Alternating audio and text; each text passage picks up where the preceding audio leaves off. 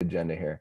Looks like we have a quorum. We've got myself, Mike DePalma, Rayanne, Joe Andrasco, Jennifer McAllister, Denise Brown, Darius Williams, and Bob. So we do have a quorum. We've got everybody. So we have 7. So call the meeting to order. Any public comments? Let's see, we don't have anybody sitting in the waiting room. So I will close public comments. I guess I'll turn this over to you, Joe, at this point. Discussion on exceeding the fiscal year 21 budget, capital budget. Yeah, and I want to give a little bit of background before we dive into the numbers, I guess. But this is kind of an abundance of transparency. I just want to make sure everybody knows that this isn't technically something that you would need to get approved on a regular basis. I don't think we'd set a precedent that every time we want to exceed a budget, we would come together and get 5 of us in agreement at least, or hopefully more of us in agreement. But this is something, it's kind of a new position. It's the restaurant building, so it's an interesting topic. And I just wanted to make sure that, we as a board were aligned on the strategic initiative to kind of recognize that getting the restaurant up and running is certainly at the top of the list, near the top of the list of the strategic priorities for the park. And in order to do that, there's some improvements that are going to be needed to be made to bring that facility, to be perfectly honest, up to code, without going into too much detail. But that is effectively what the ask is for. And well, it's not all of it. It's also to some extent to kind of make it the facility that we want to have a grand opening with. I'll go into the high level numbers. I had sent around a sheet to the authority members, I believe yesterday, just a 1-pager to kind of go through the main items, but just to ground. So back in, I think it was June or maybe July 2021, when we were approving the FY21 budget, which is coming to a close on June 30th, 2021. We approved capital expenditure of $75,000, a budget for that much. We have spent, I'll use rough numbers, it's close enough.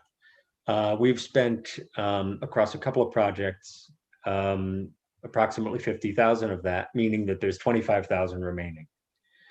In total, the CapEx requirements to get the restaurant and the food services up and running amounts to 50,000.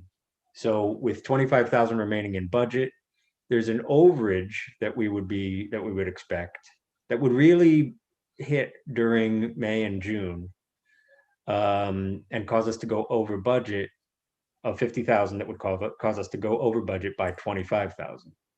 So, I mean, my recommendation is to actually approve kind of exceeding the capital budget by $30,000. That leaves a little bit of wiggle room. These are estimated costs for everything. And so it leaves a little bit of wiggle room in case one of these estimates turns out to be more than expected, or if the job turns out to be more than expected. I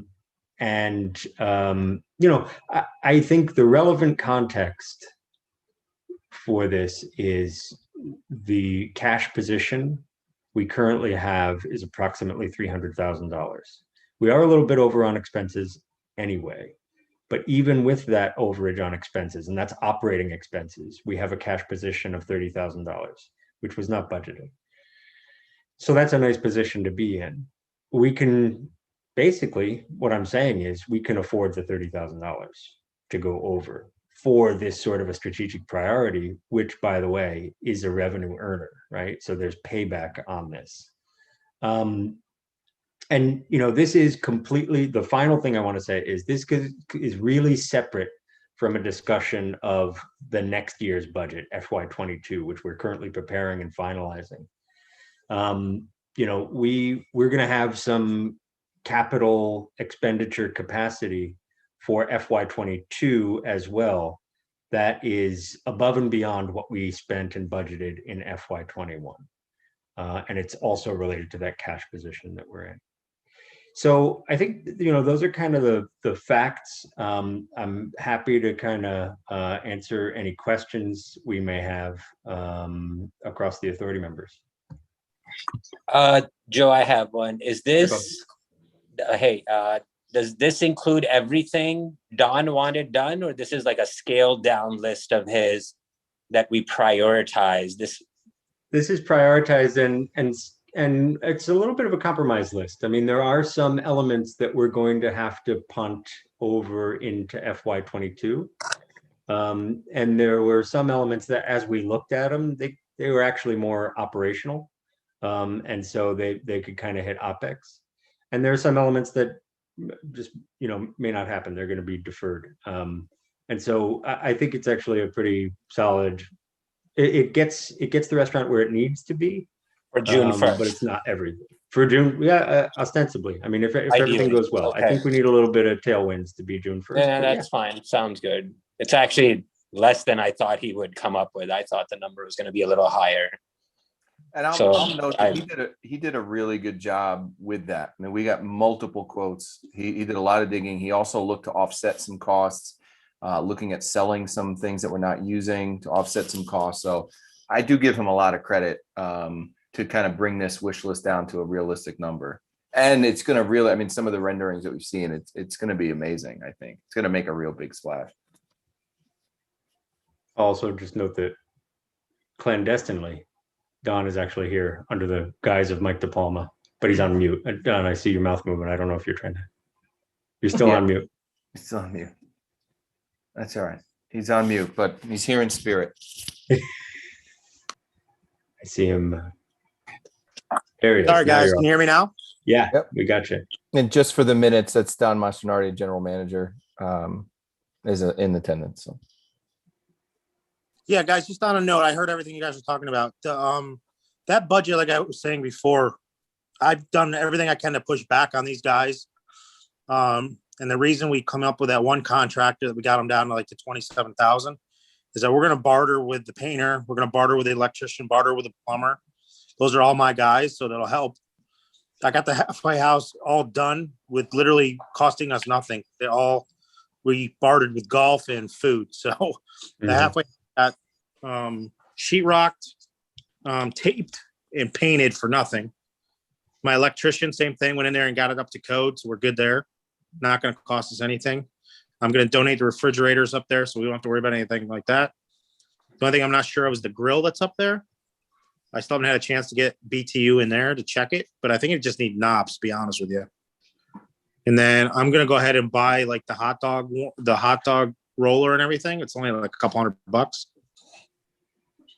just to help, curb some of the costs for everything too. So, and just to put that into context, and we originally were looking at that halfway house, which to Joe's point earlier would not have been able to open. It wasn't up to code. We had estimated that probably about $10,000. So again, it's a testament to Don. I mean, that was something that we were anticipating having to come out of this capital budget and was able to be offset by Don's charming smile. See it? There it is. I threatened Rocco and Vito to go after these guys. So, so Don, what is the, I had heard at some point that you had an idea, or somebody did, about building a bar that could be accessed from the patio also, like in the middle of the dining room. Is that something that's being considered or no? No, it wasn't feasible with all the contractors we talked to. The three that we talked to, it wasn't a feasible option because it would have added actually additional cost because it's sitting on a concrete slab. You would have had to do so much digging down and all that. It was so expensive. So what we are going to do is we're going to put a rail bar on one of the window sides on the left hand. So if you're coming in from the front, the one closest to where the current bar is, we're going to do like a rail bar right along those windows there where you can sit up from there. And we think that'll be a nice little thing where people can just sit and stand and look outside right out and open the windows even and almost have to be on the patio, but being from the inside. So it'll be almost like a bar-like option without sitting at the actual bar. The bar is going to go along that wall where you come in and along where where it backs up to the kitchen. Just from a plumbing and electrical standpoint, it made the most sense, and it saved us the most money to do it that way. All right. Don, is that in this number that you have? Or is that? Yeah, the construction budget, the one that's probably going to be the winning bid, the 27,000 and change I think ended up being, that's the one with the bar build out with everything. That includes the bar build out, some of the changes we're going to do, like we're going to put some of the reclaimed wood on that back window or on the back wall there. Instead of painting it, we're just going to do like a nice, cool looking reclaimed wood look. And then where the current bar is, or the service bar, we're going to make that like a lounge area with like a fake brick look and kind of do like some leather chairs and couches to give that kind of like a cabin feel back there, to make it like a little lounge area for people that just want to kind of sit and have a drink and not necessarily sit and eat and drink at the bar. And that's all for the quote that he gave us. And just to put that in the context in terms of some of the other quotes that you got, I want to say one of them was 80,000. Another one was, I mean, this was by far, and I like the rendering of it, the least expensive. Yep. And he's not charging us like a contractor fee like all these other guys. I mean, these guys were coming in just for the painting at like 15 and 17,000, which is a joke. Yeah. So that's why, like I said, we really did our due diligence, and I really pushed back as much as we could. And I think for the price that we're getting this at, I think the place is going to look amazing. So are you putting up more chandeliers to replace the ones the previous guy took out? There won't be any chandelier type thing. We're going to have some cool lighting that's not that expensive, but it's going to give that Irish pub speakeasy type feel to it. Like it would take care of that void. Yeah, there's going to be some cool lighting, no more chandeliers. Yeah, and no more exposed wires or anything like that. Mm-mm. It's losing a lot of its character. Yeah. Do you have a name for the restaurant? We're going to call it Dry Docks Smoking Aces. Dry Dock Smoking Aces. Okay. So play on the golf team because, hole-in-ones are aces. And then the smoking will be like our barbecue, our burgers, that kind of stuff. So it just kind of it ties into golf with kind of what the grill, like our grill theme is all about and what our restaurant's kind of all about. Okay. And is it still projected to be open at the beginning of June? If we get all I paid for all the permitting stuff today. It's basically getting the sign off from the city, and we're waiting on two things, which is the inspection and cleaning of the grease traps. That's got to be done, which should be, I think it was supposed to be done today or tomorrow. I got to check, follow up guys. And then we still have to get the fire. There's a fire alarm, some kind of alarm system that's in that restaurant. And it's along that, it's a big panel that's as you're walking into the kitchen and then as you're walking into the front entrance. And it's not operational. And when the fire marshal was there a couple of weeks ago, he said that has to be fixed. And I've reached out to the company that has the number on the box for the last 3 weeks, and I can't get a hold of anybody to call me back. So I'm a little worried about that. I just don't know what to do with that thing and the fire marshal won't give you any recommendations because he can't do that from the live point. So I'm a little concerned about that piece, but everything else will be ready to go. The contractor said to me that if we have everything ready for him to give him the go, he's going to dedicate the whole month of May to getting that place done. So the other piece to this is the furniture, because the tables and chairs, I'm a little worried about. If we don't get on these now, they won't be ready because wood prices are skyrocketing. I'm sure you guys know about this. And also, if these things are coming in from China or if they come in from some other places that might not have inventory built up because of COVID, there could be delay on these.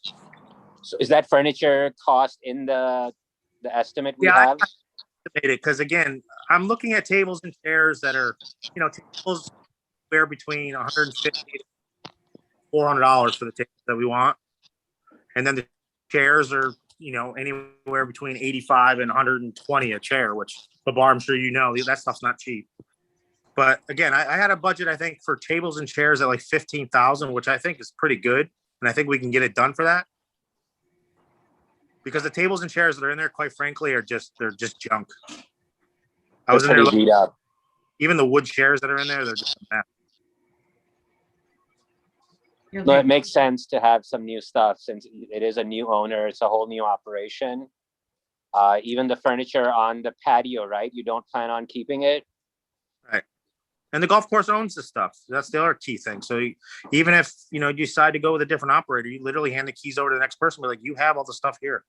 We can't take anything. You guys, the golf course will own it. We'll have an inventory of all this stuff. And, and it's one of those things. And I said, I'm willing to, if we need to, we can finance some of this stuff to help take some of the budget constraint off for this year or next year. And, and we'll just work out a way of reimbursement, and then you guys can keep everything. Yeah. Like, I'm willing to do that kind of facilitate this and get it going. I think the finance guys are best to figure that out. I know Mark has been looking into, and Mark seems to like that idea, Joe, of financing some of this stuff. He seems. It doesn't save us from the conversation at hand of going over the capital expenditure budget, because if you finance something, it's a balance sheet. This will bore everybody, but it becomes a balance sheet item, which is actually part of your capital expenditure anyway. So, in order to do that, it would hit the same line item. So what we need to focus on right now is, are we comfortable exceeding our capital expenditure budget by the $30,000? Knowing kind of the lay of the land is that we have approximately 300,000 in cash, actually maybe a little bit more. And what we've seen so far, early season, is that the demand is still fairly strong. So I would think it's in a fairly good position. And we would build some variance into that, like we did into the last motion, that the cost can be up to 34, 35, just to be, because so we don't have to come back and take a vote again. So there's no motion yet, but there's, I already did that. We calculated out to about 25,000 overage per the estimates, but I'm pushing that to 30, just to allow for variance. If we wanted to allow for more variance, I suppose we could. I wouldn't go too overboard though. No, that sounds good. Yeah, it's about 10% contingency, so it sounds about right. Does anybody have any? It sounds like people are pretty, okay with this, but does anybody have any objections to it before we take a vote on it? I want to be cognizant of the 6:30 cutoff. And can I just add one more thing real quick, just to kind of give everybody an idea. Our goal was to open up the halfway house on May 1st. That's not happening now because of how long it took to do the contracts and all that stuff and all the permitting stuff. So we're probably looking at now mid-May. And then the beer cart part of that was supposed to be delivered this week. It was supposed to be delivered last week. Then it was supposed to be delivered this week. And now the guy's telling me that it's going to be delivered at the end of next week. So, but we're still waiting on the liquor license and all the permitting to be done anyway. So I just want to just keep everybody aware that the more we drag these kind of things out, the longer delay, and we're going to miss that June 1st. As it is, we're going to be tight. Yeah, I think we all seem to be on the same page on that. Yeah, I think we need to just finally get this going. Are we ready to take a vote? I mean, I think Joe, you laid it out in pretty good detail. I think we got some good dialogue here, but we ready to they want to make a motion? Sure. I make a motion as a one-time approval to exceed our FY21 capital expense budget by $30,000. Second.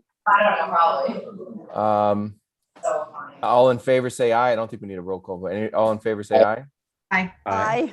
I agree. Any noes? Any abstentions? All right, it passes unanimously. Yeah, next meeting is Thursday, the 20th of May. So on that email thread, we're looking at maybe that meadow, that potential renaming of that meadow, that'll be on the agenda. But anybody have anything else, let us know. But appreciate everybody's time, and we kept it under 30 minutes. All right. So much. Thank you, guys. Thank you guys. Thank Really you. appreciate To it. adjourn. Thanks, guys. Take care, Oh, guys.